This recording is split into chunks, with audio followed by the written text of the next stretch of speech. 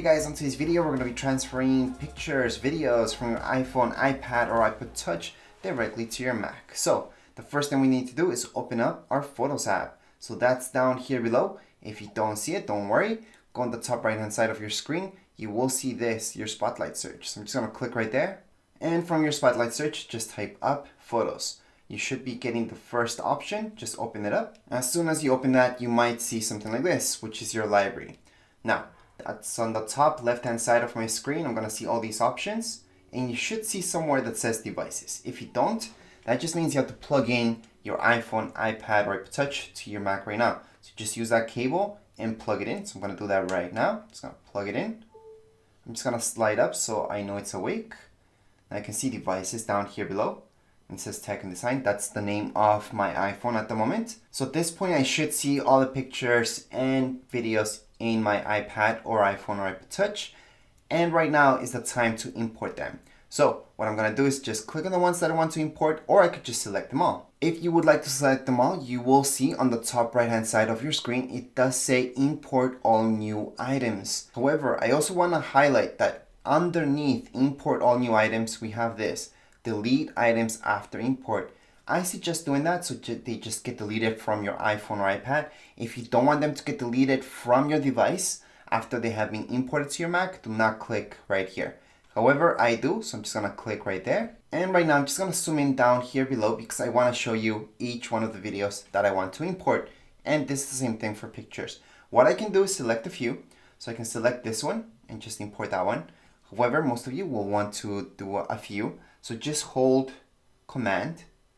So that's the Command key on your keyboard. And then just click on another one, and keep tagging whichever pictures or videos you guys would like to import. So at this point, I'm just going to select a few others. I'm going to select this one, this one, this one, this one, and this one. Now, once I've selected whatever I want, again, on the top right-hand side of my screen, I will see Import Selected. So that's right at the top right-hand side. I'm going to see import 10 selected. That's because I selected 10 of them.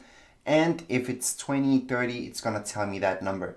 Anyways, I'm going to click right there. Once I click there, you will see this. It's just going to bring you right here into imports. And if it didn't for any reason, again, on the left-hand side, I will see under recents, just go right into imports and you're going to see everything that you imported.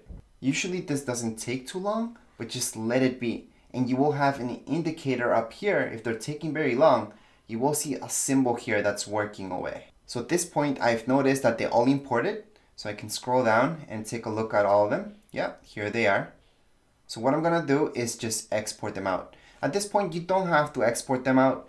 You have them already in your Photos library. You guys could keep everything there. For me personally, I like to organize things myself and not keep them in Photos library because if anything happens to your Photos library, you might lose those files, right? So what I suggest doing is just keeping these pictures or videos somewhere else organized. At this point, we're pretty much done with this video.